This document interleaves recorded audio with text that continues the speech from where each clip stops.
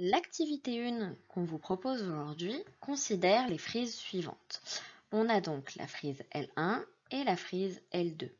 Vous remarquerez que ces deux frises-là dépendent d'une longueur qu'on ne connaît pas. Dans la première, on aura A cm et dans la deuxième, B cm. Ce que vous devez retenir, c'est que A et B peuvent être remplacés par n'importe quel nombre de votre choix. 2, 3, 6,4, ainsi de suite. N'importe quel nombre peut remplacer A et B.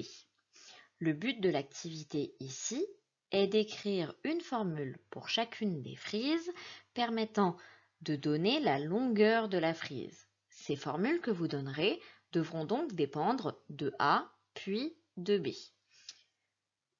Si ce n'est pas encore fait, nous vous laissons faire pause sur cette vidéo afin de faire l'exercice dans votre cahier d'exercice.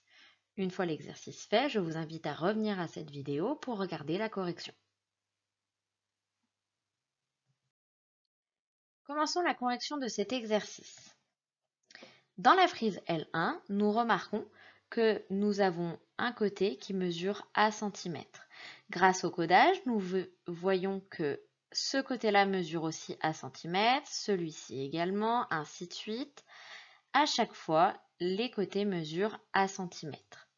À la fin, j'ai donc 6 côtés qui mesurent A cm. La longueur de cette frise-là est donc de 6 fois A. Dans la deuxième, j'ai 1, 2, 3 côtés qui mesurent 3 cm, donc 9 cm, auxquels j'ajoute 2 côtés qui mesurent B cm. La formule qui donne la longueur de ma frise L2 est donc 2 fois B plus 9.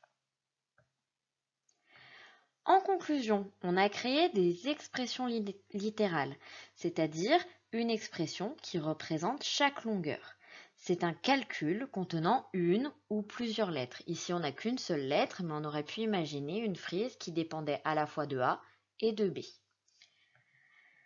Les lettres désignent des nombres inconnus. Je peux utiliser n'importe quelle lettre, que ce soit des lettres de notre alphabet ou encore des lettres de l'alphabet grec. Je peux en utiliser autant que je veux.